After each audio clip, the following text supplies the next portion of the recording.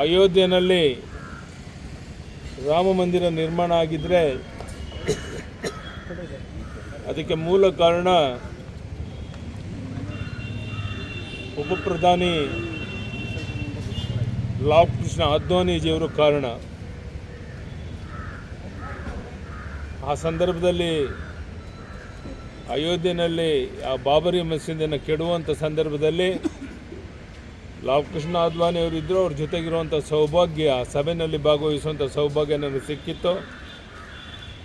ಅನೇಕ ಸಂದರ್ಭದಲ್ಲಿ ರಥಯಾತ್ರೆಯಲ್ಲೂ ಸಹ ನಾನು ಭಾಗವಹಿಸಿದ್ದೆ.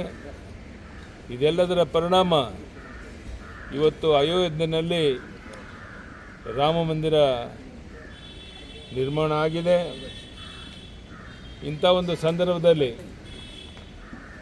ಲಾಲ್ ಕೃಷ್ಣ ಅದ್ವಾನಿ ಅವರಿಗೆ ಭಾರತ ರತ್ನ ಪ್ರಶಸ್ತಿಯನ್ನು ನೀಡೋದ್ರ ಮೂಲಕ ಇಡೀ ದೇಶ ವಿದೇಶಗಳಲ್ಲಿ ಪ್ರಧಾನಿ ನರೇಂದ್ರ ಮೋದಿಯವರ ತೀರ್ಮಾನಕ್ಕೆ ಎಲ್ಲರೂ ಸಂತೋಷ, ಸಂತೃಪ್ತಿಯನ್ನು ವ್ಯಕ್ತಪಡಿಸಿದ್ದಾರೆ.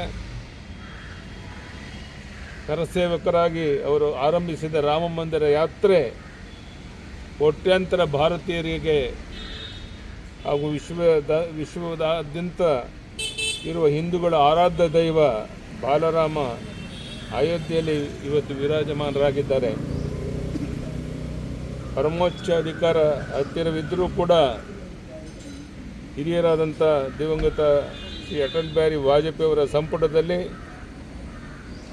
ಉಪ ಪ್ರಧಾನಮಂತ್ರಿಗಳಾಗಿ ಬೆನ್ನಿಗೆ ನಿಂತು ಅನೇಕ ದಿಟ್ಟ ನಿರ್ಧಾರಗಳನ್ನು ಕೈಗೊಳ್ಳಲು ಕಾರಣರಾಗಿದ್ದಾರೆ. ಪೋಖ್ರಾನ್ ಅಣ್ವಸ್ತ್ರ ಪರೀಕ್ಷೆ ಹಾಗೂ ಕಂದಹಾರ್ ವಿಮಾನ ಅಪಹರಣ ಪ್ರಕರಣಗಳನ್ನು ನಿರ್ವಹಿಸುವಲ್ಲಿ ಅತ್ಯಮೂಲ್ಯ ಸಲಹೆಗಳನ್ನು ಕೊಟ್ಟಿದ್ದರು. ಶ್ರೀ ಎಲ್ ಕೆ ಅದ್ವಾನಿಜಿಯವರ ನಿಸ್ವಾರ್ಥ ಸೇವೆಯನ್ನು, ಅಗಣಿತ ದೇಶ ಪ್ರೇಮವನ್ನು ಗುರುತಿಸಿ ಇವೆಲ್ಲವನ್ನು ಗಮನಿಸಿ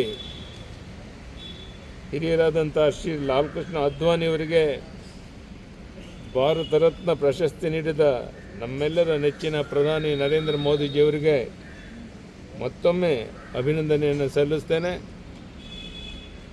today Lal Krishna Advani ji has given Bharat Ratna. People are very happy in the entire country. At the time of Ratha Yatra, so many places I was also present with Lal Krishna Advani ji. I am happy today that Lal Krishna Advani has given Bharat Ratna. Entire workers are very happy today because of Narendra Modi ji has taken such a important decision. For that I will congratulate Prime Minister Narendra Modi ji also. Again I will congratulate Lal Krishna Advani ji. Namaskar, ಧನ್ಯವಾದ.